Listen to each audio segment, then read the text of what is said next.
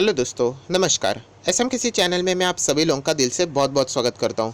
दोस्तों, इस वीडियो में हम लोग बात करने वाले सिर्फ और सिर्फ एक ही शेयर से रिलेटेड, जो कि लगभग चल रहा है 18-19 रुपये के आसपास। इतना छोटा शेयर, एंड अगर हम लोग इसके क्वार्टर 4 के रिजल्ट देखते हैं तो बहुत ही ज़बरदस्त हम लोग को रिजल्ट यहाँ पे देखने को मिले, जो कि हम लोग कह सकते हैं आउटस्टैंडिंग रिजल्ट है। एटलीस्ट मेरे पॉइंट ऑफ व्यू से तो मैं ज़रूर कहूँगा। 18 रुपये का शेयर है, आउटस्टैंडिंग रिजल्ट है, तो चलिए खरीद लेते हैं। तो ऐसा नहीं दोस्तों, हमेशा आप लोगों को पता है कि कहानी के पीछे ट्विस्ट भी होती है, फिलहाल की सिचुएशन भी आप लोगों ने उसमें जोड़ के देखनी चाहिए। तो चलिए, मैं कौन से स्टॉक की बात कर रहा हूँ, ऐसा कौन सा स्टॉक है जिसने 18 रुपये का स्टॉक होते हुए इतने शानदार रिजल्ट पेश किया, एंड स्टिल हम लोग ने आगे क्या करना चाहिए, क्या बाय करना चाहिए, कौन से लेवल पे बाय करना चाहिए, अगर हमारे पोर्टफोलियो में, तो क्या हम लोगों ने उसको होल्ड रखना चाहिए। सारे जितने भी डाउट है आप लोगों के सॉर्ट आउट कर दूंगा, तो ज़रूर वीडियो को आखिर तक देख लेना। बहुत सारे लोग आधा अधूरा चीज़ें देख लेते हैं एंड आधा नॉलेज देख के चले जाते हैं एंड बाद में गलती कर लेते हैं। तो चलिए दोस्तों, वीडियो को स्टार्ट कर लेता हूँ, बट उससे पहले बहुत ही इंपॉर्टेंट बात बताना चाहूँगा। जैसे कि आप सभी लोगों को पता है, मेरा एक दूसरा चैनल है स्टॉक मार्केट का क्लासेस करके, तो उसके ऊपर आज ज़बरदस्त एक वीडियो हम लोगों ने अपलोड कर दिया कि लॉकडाउन के बाद ऐसे कौन से 5 बिजनेसेस है जो हम लोगों को ज़बरदस्त भागते हुए देखने को मिल सकता है। तो ऊपर आई बटन पे क्लिक करके ज़रूर इस वीडियो को देख लेना। चाहो तो आप उन बिजनेसेस में इन्वेस्ट भी कर सकते हो एंड अच्छा खासा रिटर्न भी कमा सकते हो। दोस्तों, आप देख सकते हो जिस कंपनी के मैं बारे में बात कर रहा हूँ वो है बैंकिंग स्टॉक, जिसका नाम है IDFC फर्स्ट बैंक। आप सभी लोगों को मैंने time to time already warn किया था कि इस बैंक में पढ़ना तो बिल्कुल भी नहीं है, क्योंकि कभी भी क्राइसिस आ जाता है, कुछ भी आ जाता है चीज़ें, मतलब जो हमारे हाथ में नहीं, जो कि अभी की फ़िलहाल की सिचुएशन है, तो ऐसे बैंक हम लोग को बहुत ही ज़ोरदार नीचे गिरते हुए देखने को मिल जाते हैं।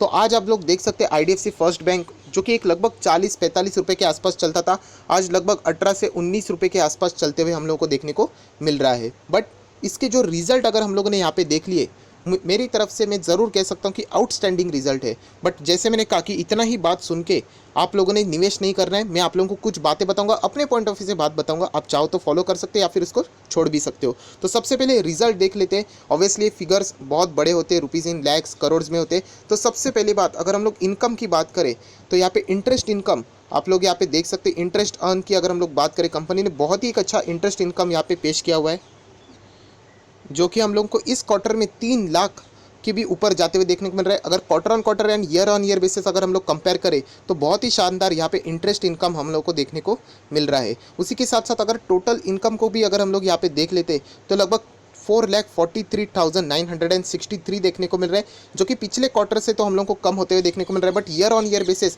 यहाँ पे जंप देखने को मिल रही है।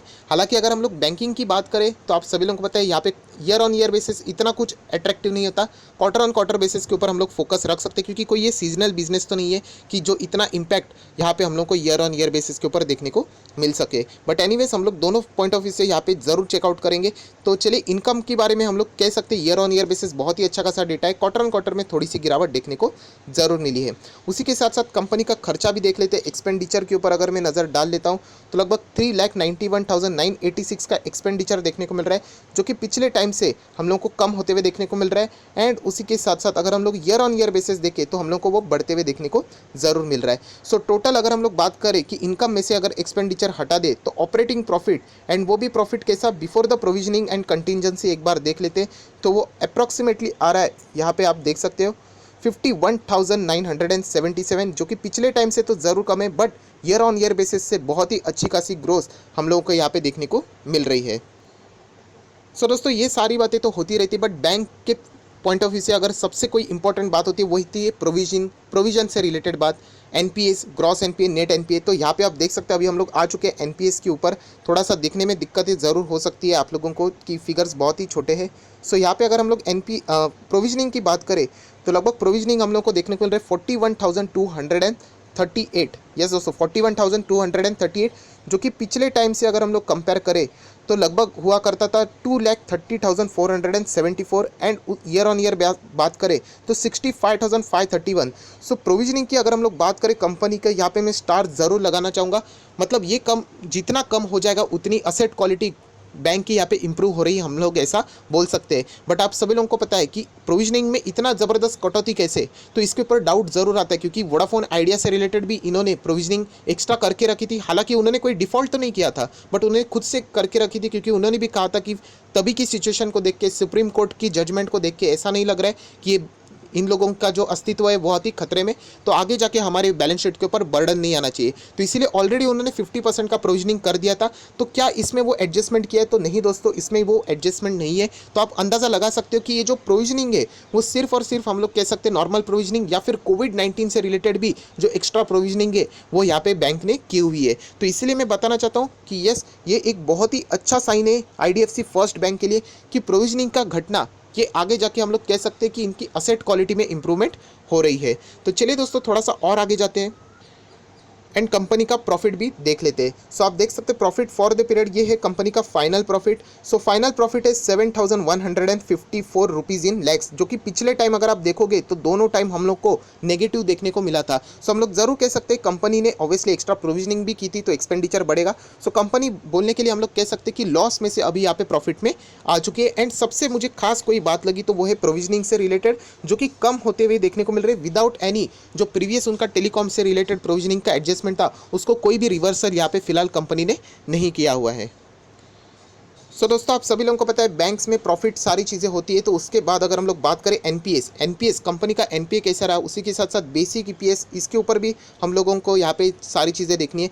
तो बेसिक ईपीएस आप कह सकते हैं 0.15 हम लोग को देखने को मिल रहा है, जो कि दोनों साइड से अच्छा है, quarter on quarter, year on year, because पिछले टाइम हम लोगों को ये नेगेटिव में देखने को मिल रहा था। सो सम हाउ कंपनी ने मैनेज किया इस वक्त का जो उनका ईपीएस है वो पॉजिटिव लाने से रिलेटेड, तो और एक स्टार हम लोग यहाँ पे ज़रूर दे सकते हैं। उसके बाद अगर हम लोग बात करें नॉन परफॉर्मिंग असेट, यस दोस्तों, ये एक बहुत ही इंपॉर्टेंट फैक्टर होता है। तो यहाँ पे अगर हम लोग चेक कर लेते हैं सबसे पहले अमाउंट ऑफ ग्रॉस एनपीए, सो लगभग 2,27,956 रुपीज़ इन लैक्स का देखने को मिल रहा है, जो कि पिछले क्वार्टर से हम लोग को कम होते हुए देखने को मिल रहा है। ईयर ऑन ईयर बेसिस की जंप हम लोग को देखने को मिल रही है। बट यूजुअली बैंकिंग सेक्टर ये कोई सीजनल बिजनेस नहीं है, तो हम लोग इसको ईयर ऑन ईयर के अच्छा अगर क्वार्टर क्वार्टर कंपेयर ज़्यादा करें तो हम लोग एनपीए में भी कह सकते हैं कि यहाँ पे ग्रॉस एनपीए में भी सुधार है। एंड उसी के साथ साथ अगर हम लोग और एक थोड़ा सा कदम आगे जाए एंड नेट एनपीए को भी देखते हैं तो नेट एनपीए में भी हम लोग को बहुत ही ज़बरदस्त कटौती होती हुई देखने को मिल रही है, चाहे आप उसको क्वार्टर ऑन क्वार्टर कंपेयर करें या फिर year on year basis. Same चीज़ आप लोगों को नीचे परसेंटेज वाइज भी बताइए, जिससे आप अंदाज़ा लगा सकते हैं जो नेट एनपीए 1% के नीचे जाते हुए देखने को मिल रहा है। सो दोस्तों, ओवरऑल एक चीज़ मैं आप लोगों को ज़रूर यहाँ पे स्टार मार के बताना चाहता हूँ कि बाकी बैंक्स के अगर हम लोग रिजल्ट देखते हैं, जो दिग्गज बैंक, उसके कंपैरेटिवली ये 19 रुपये के आसपास चलने वाला शेयर ने बहुत ही शानदार रिजल्ट यहाँ पे दे दिए हैं। बट वापस कह रहा हूँ, ये तो कहानी आधी हो गई, हम लोगों को आगे का भी सोचना है, क्योंकि फिलहाल की सिचुएशन ये कंप्लीटली डिफरेंट है। अगर ये कोविड-19 लॉकडाउन की स्थिति नहीं होती ना, मैं आप लोगों को खुद यहाँ पे लिख के बता देता कि इस बैंक में एंटर करो, क्योंकि इतने शानदार रिजल्ट के बाद ऑब्वियसली हम लोग शॉर्ट टर्म के लिए भी चाहे तो यहाँ पे पैसा कमा सकते हैं। बट अभी की सिचुएशन थोड़ी सी डिफरेंट है, तो इसके पीछे की क्या करना चाहिए, मैं क्या करूँगा, ये चीज़ मैं अभी आपके सामने यहाँ पे रखने वाला हूँ। बट उसी के साथ साथ अगर हम लोग और भी कुछ इंपॉर्टेंट चीज़ें देखें आईडीएफसी फर्स्ट बैंक से रिलेटेड, तो वो भी आप देख सकते हैं सेगमेंट वाइज रेवेन्यू, मतलब अलग अलग सेक्टर से कहाँ से रेवेन्यू कंपनी को आता है। तो यहाँ पे रिटेल बैंकिंग भी अगर आप फोकस करते हो, रिटेल बैंकिंग जो आपसे मेरे से जो इनकी लेन देन चलती रहती है, इसमें से जो उनकी कमाई है वो भी गजब की है दोस्तों। यस दोस्तों, लगभग 3,19,554, जो कि quarter on quarter and year on year basis के हम लोग को इंप्रूव होते देखने को मिल रही है। सो हम लोग ज़रूर कह सकते हैं बैंकिंग ने जो Q4 के रिजल्ट पेश किए वो बहुत ही शानदार पेश किए। बट आप सभी लोगों को पता है कि Q4 ये चिंता वाली बात है ही नहीं, क्योंकि Q4 में तो अच्छे खासे बैंकिंग चल रहे थे, आप में सब बिंदास चल रहे थे। सिर्फ आखिरी कुछ जो लास्ट मंथ था उसके सिर्फ 9-10 दिन हम लोगों को सिर्फ लॉकडाउन में देखने को मिले थे। सो इतना कोई इम्पैक्ट तो नहीं होगा। सो इम्पैक्ट आएगा तो आप सभी लोगों को पता है वो इम्पैक्ट आने वाला है Q1 के रिजल्ट में। सो दोस्तों, हम लोगों ने क्या करना चाहिए इससे रिलेटेड हम लोग बात ज़रूर करेंगे। बट सबसे पहले आईडीएफसी फर्स्ट बैंक का यहाँ पे चार्ट पैटर्न देख लेते हैं। 18 रुपीज़ 85 पे फिलहाल ये स्टॉक चल रहा है, बहुत ही सस्ते दाम पे आ चुका है। यूजुअली रिटेल निवेशकों में ये इंटरेस्ट नहीं होता कि आईडीएफसी फर्स्ट बैंक का उन्होंने एनालिसिस नहीं किया होता है, सिर्फ वो 20 रुपये के आसपास ये स्टॉक मिल रहा है, इसलिए उनकी रुचि बढ़ जाती है। तो इसलिए मैं कहता हूँ कि सिर्फ पैसा देख के उसके पीछे नहीं भागना चाहिए दोस्तों, क्योंकि आप लोगों को बताना चाहता हूँ, यहाँ पे मैं मैक्सिमम चार्ट ओपन करूँगा ज़रा सा, तो आप देख सकते हैं एक ज़माने में ये बैंक 78 का हुआ करता था, तो आज यहाँ पे वो 20 के भी नीचे आ चुका है। सो ये बैंक आगे जाके 10 के भी नीचे जाने की पूरी चांसेस है, क्योंकि इतने हाई लेवल से अगर नीचे आता है तो क्यों ना ये 18 से 10 भी आ सकता है। तो ये बात यूजुअली रिटेल निवेशक भूल जाते हैं। सो एनीवेज, इसके ऊपर हम लोग थोड़ा सा बाद में बात करेंगे। चार्ट पैटर्न की बात करें तो यस, कंप्लीटली डाउन ट्रेंड वाला चार्ट पैटर्न है। उसी के साथ साथ कुछ इंपॉर्टेंट बातें भी देख लेंगे, जैसे कि कल के दिन की अगर हम लोग बात करें 22 मई की, तो 33% तक डिलीवरीज हम लोग को इस बैंक में होते हुए देखने को मिल रही है। तो चलिए दोस्तों, फाइनल कंक्लूजन के ऊपर आ जाते हैं यहाँ पे। कि रिजल्ट के बाद इस 18 से 19 रुपये पे चलने वाला जो ये स्टॉक है, क्या इसमें निवेश करना चाहिए? तो वापस कहना चाहता हूँ दोस्तों, यहाँ पे लिख के बताना चाहता हूँ कि अगर रिजल्ट की मैं बात करूँ, क्वार्टर फर्स्ट के रिजल्ट आउटस्टैंडिंग रिजल्ट है। यहाँ पे कंपनी का इनकम बहुत ही अच्छा है।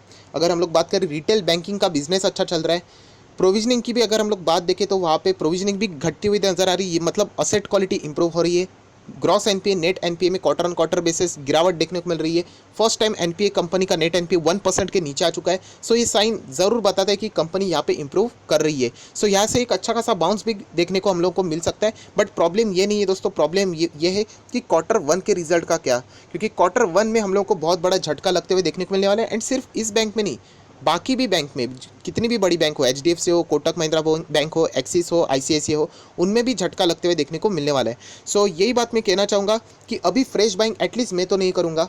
रिजल्ट बहुत ही शानदार है, बहुत शानदार है, बट फ्रेश बाइंग करने के लिए मैं अभी भी इंतजार करूँगा। एटलीस्ट नेक्स्ट क्वार्टर में मुझे देखना है कि क्वार्टर वन में ये बैंक क्या अच्छा परफॉर्मेंस देती है। अगर ये Q1 में अच्छा परफॉर्मेंस देती है तो हम लोग ज़रूर यहाँ पे छोटा सा क्वांटिटी उठा सकते हैं एंड शुरुआत कर सकते हैं। बट इस वक्त इस बैंक में अगर सिर्फ क्वार्टर फोर के रिजल्ट देख के पैसा लगाना, ये थोड़ा सा रिस्की साबित हो सकता है। तो इसीलिए मैं आप लोगों को कह रहा हूँ, मैं फिलहाल यहाँ पे निवेश नहीं करूँगा। जिनके पोर्टफोलियो में ऑलरेडी ये स्टॉक है, ऑब्वियसली रिजल्ट अभी इतने अच्छे आ चुके हैं तो होल्ड ही कीजिए। अगर आप निकलना चाहते हैं तो यहाँ पे थोड़ा बहुत जंप आ जाएगा तो आप चाहे तो वहाँ से एग्जिट भी कर सकते हो। बट येस, हम लोगों ने क्वार्टर वन तक का इंतज़ार करना चाहिए, क्योंकि इससे पहले भी मैंने आपको कहा है कि क्वार्टर वन में बहुत सारी चीज़ें सामने आने वाली है। अभी तो मोरेटोरियम और भी 3 महीने के लिए एक्सटेंड कर दिया है, तो एक्चुअल में एनपीएस कितने आएंगे ये भी अभी हम लोगों को देखने के लिए बहुत समय लग सकता है। सो एक्चुअल पिक्चर सामने आने से पहले अगर आपको किसी भी बैंक में निवेश करना है तो फंडामेंटल स्ट्रॉन्ग बैंक है, जैसे कि एचडीएफसी है, आईसीआईसीआई, कोटक महिंद्रा बैंक है, इनमें निवेश करने के लिए मैं क्यों कहता हूँ, क्योंकि कल अगर वो स्टॉक्स नीचे भी गिर जाते तो उनमें इतना पोटेंशियल रहता है कि वो कम बैक कर सके। बट अगर मैं आईडीएफसी फर्स्ट बैंक या फिर दूसरे भी किसी बैंक की अगर मैं बात करूँ तो यहाँ पे थोड़ी सी वो जो कॉन्फिडेंस है वो कम नज़र आता है। तो इसीलिए अगर हम लोग यहाँ पे फॉर एन एग्जांपल अभी यहाँ पे हम लोग निवेश कर लेते, अच्छा खासा स्टॉक ऊपर जाता है एंड अगर क्वार्टर वन में या फिर कोई उससे पहले नेगेटिव न्यूज़ आ जाती है एंड हमारे बाइंग प्राइस से नीचे जाता है, तो फिर इसमें से एग्जिट करने के लिए बहुत ही दिक्कतें सामने आ सकती है। रैदर देन अगर हम लोग बड़े बैंक्स में होते हैं तो यहाँ पे ये दिक्कतें हम लोगों को आसानी से हैंडल करने के लिए मिल जाती है। सो मेरा ओवरऑल कंक्लूजन यही है कि कंपनी ने जो रिजल्ट बताए बहुत ही शॉकिंग, मतलब सरप्राइजिंग अच्छे वाले रिजल्ट। मुझे नहीं लगा था कि इतना अच्छा रिजल्ट पेश करेंगे, बट वाकई में अच्छे रिजल्ट पेश किए। अच्छा करेंगे तो ज़रूर मैं अच्छा ही बोलूँगा, जो बुरा है तो वो बुरा ही है। सो कंपनी के क्वार्टर फोर के रिजल्ट आउटस्टैंडिंग थे, मैं इसे भी बोल सकता हूँ। एंड उसके बाद जो मेरा डिसीजन है फिलहाल यहाँ पे जिनके पास है उन्होंने होल्ड रखना चाहिए। फ्रेश बाइंग के लिए मैं अभी भी नहीं कहूँगा, जो कि आप लोगों को ये सारी चीज़ें मैंने बता दिए। एटलीस्ट मैं यहाँ पे इंतज़ार करूँगा नेक्स्ट क्वार्टर में क्या बैंक अच्छे रिजल्ट पेश करती है। अगर वहाँ पे भी अच्छे आते तो हम लोग सोच ज़रूर सकते हैं। सो आई होप, आशा करता हूँ दोस्तों जितने भी चीज़ें थी आपके हिसाब से मैंने यहाँ पे क्लियर कर दी है। सो अगर ये वीडियो अच्छा लगा होगा तो लाइक करना बिल्कुल मत भूलना एंड दोस्तों के साथ शेयर करना भी बिल्कुल मत भूलना। So that's it, thank you very much दोस्तों, we will be meeting in our next video. तब तक के लिए बाय बाय।